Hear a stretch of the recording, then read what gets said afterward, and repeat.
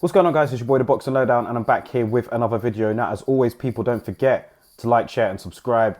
Feel free to drop a comment if you like, and I'll happily get back to you. Now, I'm going to need some of you guys experts' opinions on this one, because this is a very good Mythical Monday matchup, man. DMITRY BIVOL and SERGEY KOVALEV, prime for prime. Who would win if they were to ever meet? Now, let's get this out of the way first of all. I know some of you guys that may hear the name SERGEY KOVALEV, there's going to be a bit of recency bias maybe in your opinion, but let me just get that out of the way now. Let me just clear that up. SERGEY KOVALEV in his prime was an absolute beast. He was a pound for pound level type fighter, a monster. Had a great jab, terrific right hand, nicknamed the Crusher. A lot of people were feared of SERGEY KOVALEV, man. He was, you know, up there as what the best light heavyweight. Him and Adonis Stevenson, I guess it was who did you prefer, but probably more people thought Kovalev was better, even though them two never fought. But SERGEY KOVALEV in his prime, the guy that beat Hopkins, the guy that battered Nathan Cleverly, the guy that battered Pascal, like, he was an absolute animal, man. And he had the technique and fundamentals to back it up as well. He was ruthless in the ring. You know, he had that real streak in him. And of course, Kovalev has actually, you know, killed somebody in the ring before. He was a phenomenal fighter in his prime. Even when he was coming out of his prime, he still defeated top contenders like Anthony Yarde. You know, he knocked him out. That was a terrific fight as well. But he was approaching out of his prime then. Kovalev's real prime was probably like, you know, the early 2010s, around that time.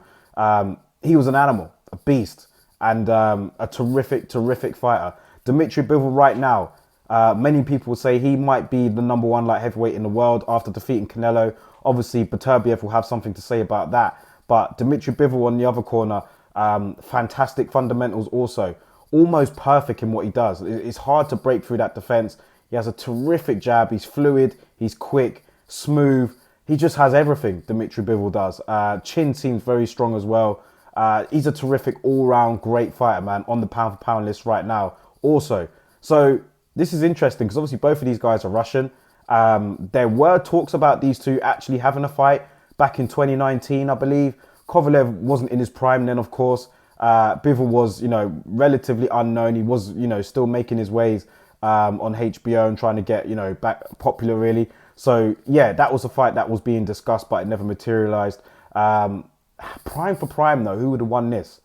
It would have been a fantastic fight, man. A real battle, because Bivol, for me, is more fundamentally sound. And that's a big compliment to say here, because like I said, Kovalev, to go with his mean streak, he had a great jab as well.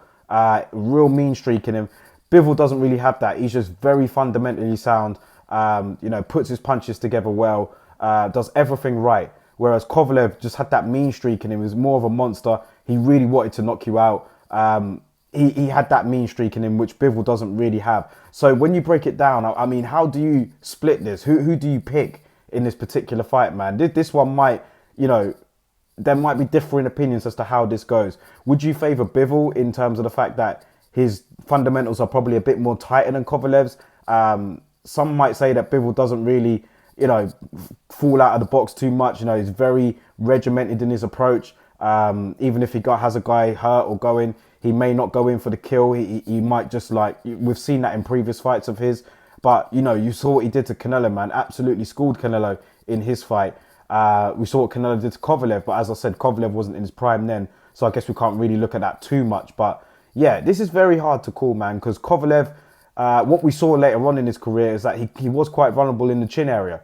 You know, he has been wobbled. Obviously, Andre Ward got the stoppage win against him the second time round. You know, we saw that Anthony Yarde had Kovalev reeling and going.